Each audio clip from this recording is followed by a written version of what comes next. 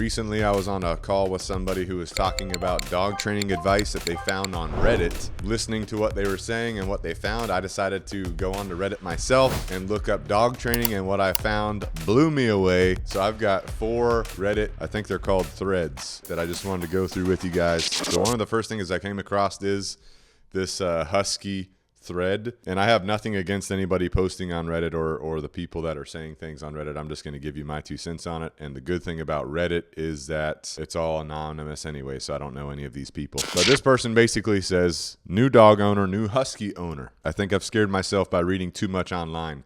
And I'll just stop there and say there's so much information online. It's really hard to sift through all the information that you're looking at, you're finding. So once you kind of find your person online, like if you watch this channel, hopefully me and you have a connection. But if you find your person online, try to stick to their system for a while before just pivoting to the next system or going to somebody completely different. But they say every video seems to say huskies are impossible to train. Escape artists, destroy everything, can never be trusted off leash.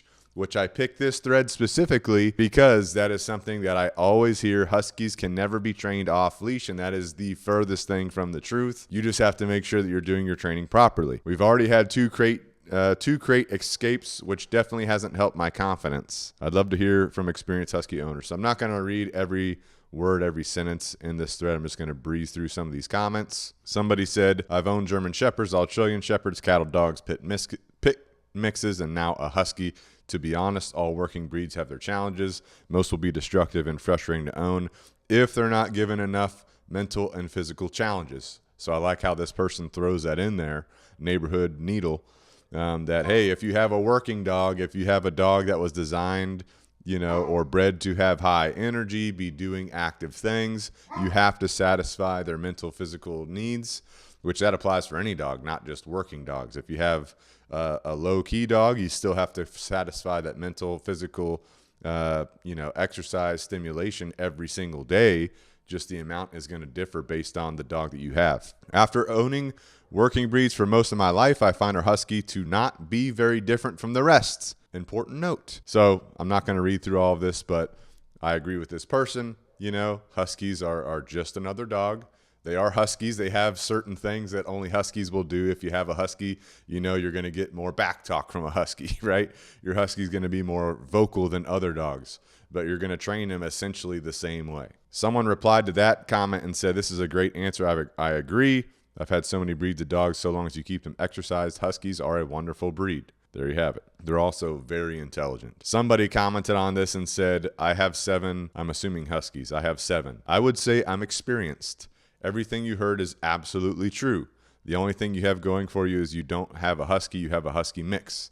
That's not meant to be mean, but hopefully the mixed part will give you a dog that's not as stubborn and willful as a true husky. I know for me, training my huskies, all of them full husky, is a pain in the ass. They eventually get it, but it takes time and tons of patience. I will never, in all caps, I will never let any of my huskies off leash anywhere except my own property. I mean ever. All it takes is a small animal and they are off. So this is just most husky people, this is like what the myth of the husky. You can never ever have your husky off leash. I couldn't disagree more. Again, we've trained a bunch of huskies at Canine Revolution, all of them off leash trained. Huskies are generally on the higher end of the intelligence scale. All dogs are intelligent, but huskies, they tend to pick up things a lot faster. Sometimes they can be stubborn. It depends on the husky. And by stubborn, I mean, sometimes they have more dominance than other dogs. Don't forget, huskies were bred to do work. They were bred to pull sleds, be very independent. So dogs that were bred to be independent don't always want to just do whatever you're trying to do with them. So with that being said, you have to take time. You have to go through the progression properly, go through your repetitions properly to achieve off-leash safety, which that does include e-collar conditioning. As with any dog, like this person said, I'll never take any of my huskies off-leash anywhere except on my own property. All it takes is one animal and they're off. Well, I argue that applies to essentially any dog. I wouldn't take any dog off-leash if I hadn't done off-leash training. And that's going to include e-collar conditioning, because whatever your dog gets distracted by, that can distract your dog into a potentially dangerous situation.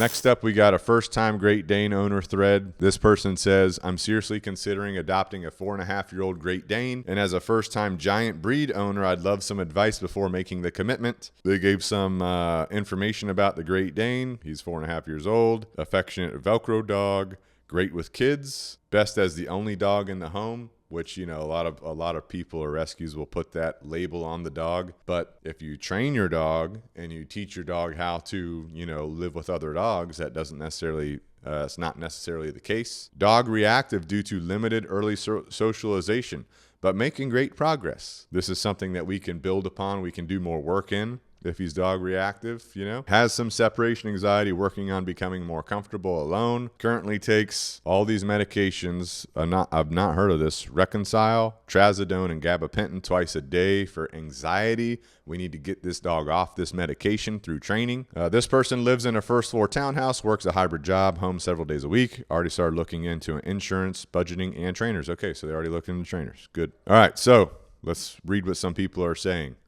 And this is I don't know, again, I'm not a big Reddit person, but this comment has like a yellow background to it, some kind of like highlight. I don't know if that means this person is important on Reddit or the comment has been highlighted somehow. Anyway, for starters, thank you for doing research before jumping in. Get insurance. If you decide to take him, get it the day you bring him home. I'd rather pay the $1,000 deductible and $2,500 a year than the $15 to $20 plus $25K out of pocket for an unexpected illness or injury. What are you guys doing with your dogs? Do y'all have them on insurance or not? Why or why not? I'll tell you a quick experience for me. My mutt that passed away last year, she was 15 years old when we first got her. We did get pet insurance for her. I forgot who it was from, Embrace or something like that. But we got pet insurance for her, and then we took her to the ER one time because her eye was kind of popping out of her head. The doctor at the ER said that the reason why her eye was agitated was possibly because of something in her tooth and her teeth. They gave us antibiotics. We submitted the claim to the pet insurance. Pet insurance said they're not going to cover it because it could be potentially related to dental, and they don't cover dental. So then we went back to the ER and we said, hey, are you able to take the dental notes off of the records? But the insurance said it doesn't matter if they take it off the records. We already have the note that it could be dental. So that's my experience. So I took my dog at that point off of insurance. I've recently considered getting a dog that we just adopted on insurance. Still looking into it all, and I'll make sure that doesn't happen to us again. So let me know what you guys are experiencing insurance-wise. But this person's a big fan. All right, what I wish I knew. Continuing on. What I wish I knew, they're magnets for people. What that means is everyone that you're around when you take your dog out is just going to come and want to touch and be all over your dog. So that's an important note. Must-haves, leather leash. I swear it's top tier, especially with reactivity. And you know I'm a fan of leather leashes. They got a list here of stuff. All right. Unexpected costs and health issues. Bloat. Bloat is when your dog's stomach will rotate and flip over on top of itself. And basically when that happens, it's an emergency surgery because it will be fatal if they can't get, surgery for that. So this person says, research the signs, no activity at all, 1 hour before and 1 hour after eating, 2 to 3 meals a day. Anything can happen because they're so big and don't know how big they are, they can be clumsy. So with the bloat thing, that's my protocol. Before eating, they have to have a resting period. After eating, they have to have a resting period. Even after the resting period, it still is only, easy to moderate exercise, no crazy running, no exercise that's gonna make their body, have a bunch of vibrations and movement that's going to cause that stomach to flip. Yeah, they are great dogs. One thing that does suck is they tend to have a shorter lifespan because they're giant breeds. So if you adopt him at 4.5 years old, he may be around for, the 4 to 5 years, maybe more, maybe less, just depends. That's one of the unfortunate things. The bigger the dog, generally the shorter the lifespan, unfortunately. One thread right here. How do I cope with having to put down my dog for extreme violent behavior? So when I was searching for dog training on Reddit, this type of thread kept coming up. It was basically someone who's dealing with a bunch of aggression. They said they tried everything and they feel like they need behavioral euthanasia. And what I found by breezing through a lot of the Reddit threads is that Reddit people, or the people that are on Reddit, a lot of them are, pushing behavioral euthanasia. A lot of the conversations I was reading, I'm not seeing any conversation about behavior modification, rehabilitation, serious training. Some people I read a thread about, they said they work with multiple trainers, and someone had brought up, hey, look into a behavior modification trainer, look into a board and train. And as soon as the person said board and train on Reddit, holy cow, people came out the woodwork attacking this person, saying, how could you recommend a board and train? How could you recommend, this or recommend that? This dog needs to be put down. That was crazy, right? At least to me. So this thread, real quick, apparently it's a puppy that they adopted off of a newborn puppy off a bus station. They castrated him. Oh, wait, so the puppy grew up. He started attacking the senior dog. They castrated the puppy. His behavioral issues stopped for about 4 years, but now he has started being aggressive again. So just so you guys know, castrating a dog is only going to affect behavior 40% of the time. So most likely what happened was there was some kind of situation that started escalating the fights with the older dog. They castrated the dog, and then something else happened, and that kind of fight did not occur again for a period of time, and then it started up again, right?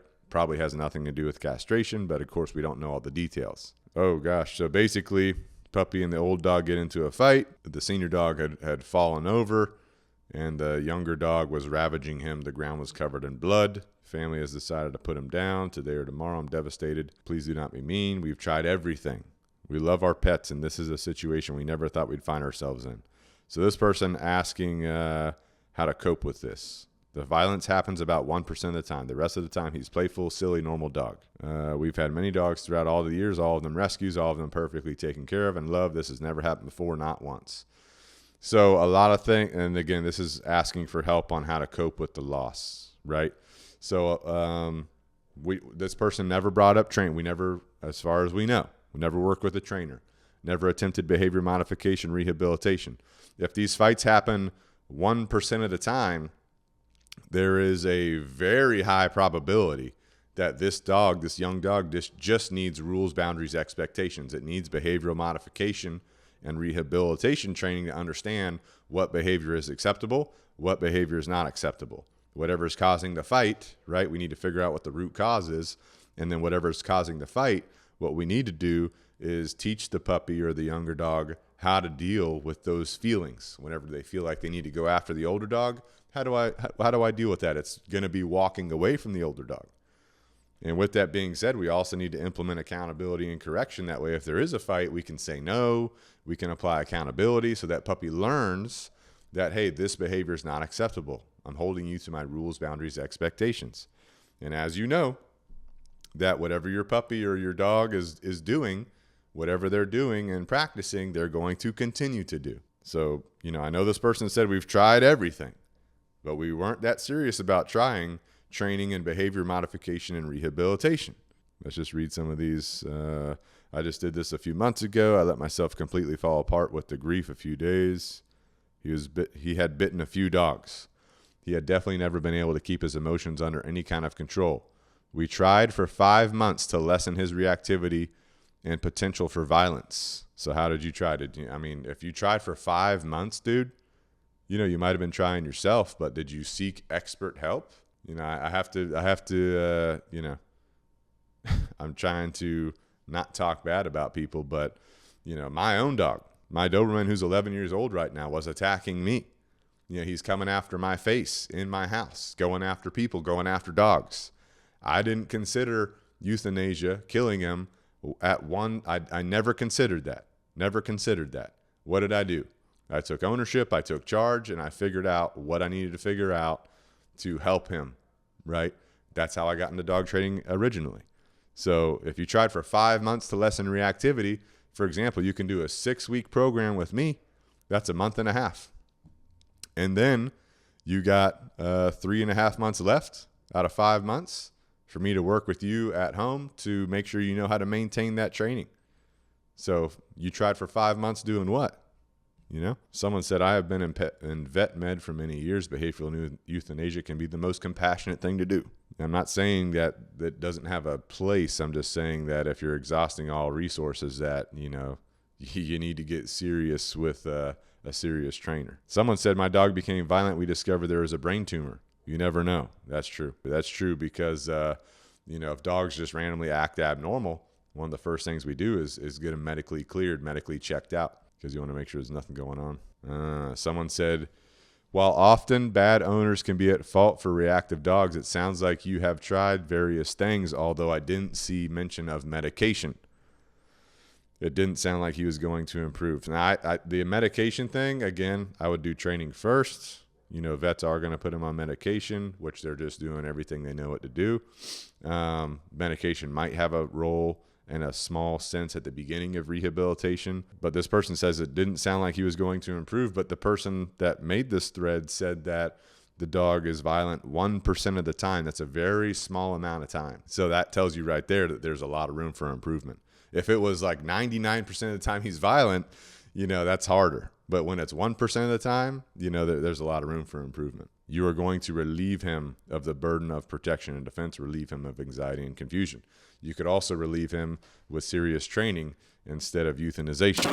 No matter what situation you're going through, the number one thing you should do with your dog, whether you're working on rehabilitating them, whether you're working on a dog you just rescued, right? Whether you're working on puppy potty training, is your eye contact. You want to make sure you're getting your dog eye contact training down. That's the first thing you do. So I've got a video right here on dog eye contact training. Check it out. Let me know what you think, and I'll see you there.